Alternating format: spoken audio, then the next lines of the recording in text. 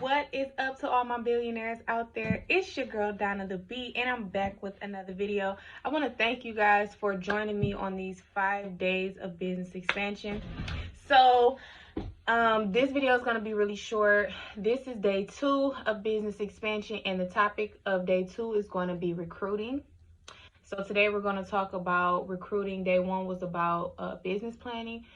So I'm just going to touch base on a couple things. I hope that everybody during these 5 days has a notebook or something that you're taking notes in. I do want you guys to make sure that you jot down some things that actually stood out to you so that you won't forget them, and that you so that you're on track. Because honestly, when I feel like when I write things down and when I see them, I'm able to bring it to life. So make sure that you guys get a notebook and write some things down. So today we're talking about recruiting, and it's a little bit repetitive, but a big part of recruiting is knowing your targeted demographics. In our previous video, we talked about targeted demographics. However, we talked about the complete customer planning, like the type of customers you want to service. In this video, we're talking about recruiting. So therefore, we are looking for the targeted demographics of what type of people we want to work with. What type of people are we bringing onto our team? What type of people do we care to share our ideas with? So yeah, the first step of recruiting is knowing your targeted demographics. What type of people are you looking to bring on your team? What type of people you are looking to share your ideas with, and so forth. Number 2 is going to be stand on influence. Know your stuff. So when you're recruiting somebody, you never want to go into the situation looking as though you don't know what you're talking about. Because if you don't know what you're talking about, 9 times out of 10, they're going to judge you off of that, and they are probably not going to be interested in working with you, simply because they don't feel like you know what you're talking about. They just feel like you maybe just got some stuff in your head and you're just rambling. So number 2 of recruiting is know your stuff and stand on influence. You have to be influential. You have to get to know the type of people that you're targeting, so you can know the needs that they have and how you can not persuade in a bad way, but to a certain extent, a salesman of any kind has to be persuasive. You have to know the thoughts of your customers. You have to know how to reach them when you are communicating, when you are marketing, and when you are doing like public display. So yeah, stand on influence, know your stuff. Number 3 is explain how the opportunity is life-changing.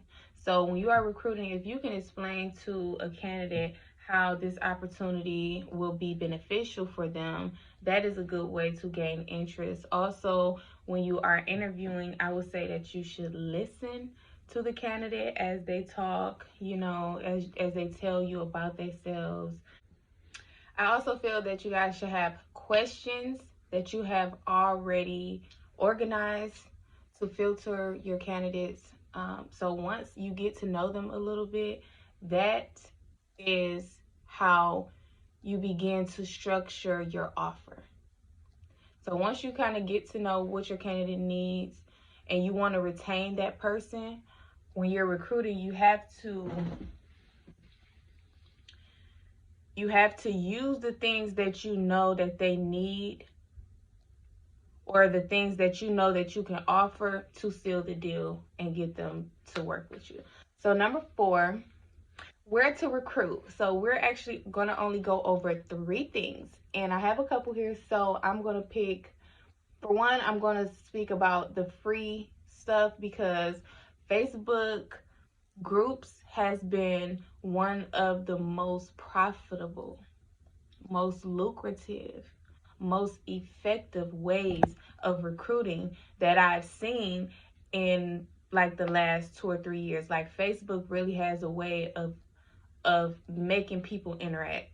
So they don't only have the Facebook ads, but they have free groups, hundreds and thousands of free groups that you can post in daily, and it's thousands of people in there. So that's one that's very important to me, is Facebook groups, because it's free.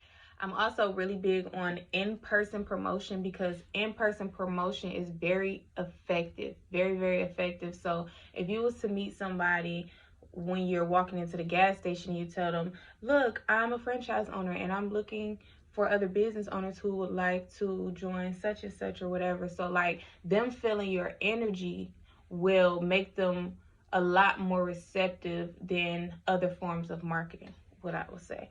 So in-person marketing, I wouldn't say that it's free because you still have to pay for your posters, your business cards, whatever it is. However, for you to be able to see somebody in person and exchange energy with that person, that's a good way to have a 80 to 90% chance of actually retaining someone to like come on your team.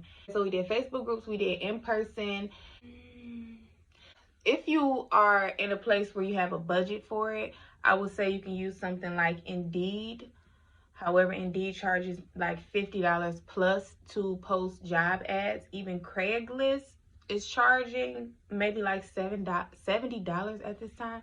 So you can use other platforms, but some of them, you know, they charge you to post job ads. So try to do as much free stuff as possible.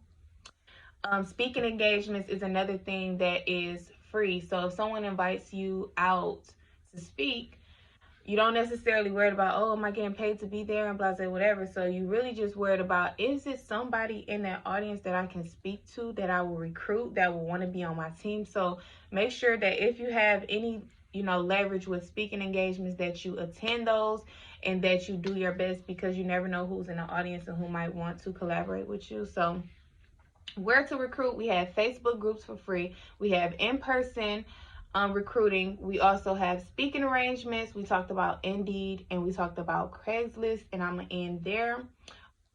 Although I do want to talk about LinkedIn. I'm gonna give you LinkedIn too. LinkedIn is a lot of professional people on there, so make sure you guys tap into LinkedIn. Rule number 4 of recruiting is recruit like-minded individuals. So this is the thing. When I say like-minded individuals, it doesn't always have to be, oh, this person is a singer like I'm a singer, or this person is a rapper like I'm a rapper. No. So like-minded people, which means no matter what you guys do together, this person knows the levels of just being humble when it comes to being an entrepreneur, because everything does not just fall together automatically. Some things have to be built. Some things, you know, have to be learned. You know, just so many levels to be an entrepreneur, being a business owner. So when you are recruiting, make sure that you are recruiting people that are just as hungry as you, that does just as much research as you, that manage their time just as well as you do, people that manage their finances just as well as you do. So during recruiting, you definitely want to be interactive with people who have like minds, so that you're not wasting your time and, you know, everything just works out for the good. So number 6 is teach them what you know. Almost the last part of recruiting is to teach the person the things that you know, because what are you recruiting them for? You're recruiting them to be able to put them in the position that you're in. You're recruiting them so that they can take over the work that you no longer want to do.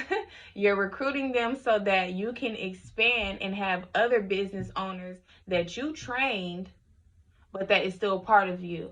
So teach them what you know is almost the very last part of this video, because a lot of people are not comfortable with teaching other people the things that they know, and that kind of hinders them when it comes to expanding and putting people in position, because they are like guarded and they don't want to share their secrets with other people. So you have to kind of like break that wall down in order to capitalize on expansion. The last thing that we're going to talk about in this video is the non-compete. Make sure that there's always a non-compete in the water somewhere when it comes to business, because a lot of times we are excited about working with people and we are excited about the things that we are collaborating and building on, but everybody does not have the same intentions. There are going to be people on your journey who are coming only to benefit themselves. They are not team players.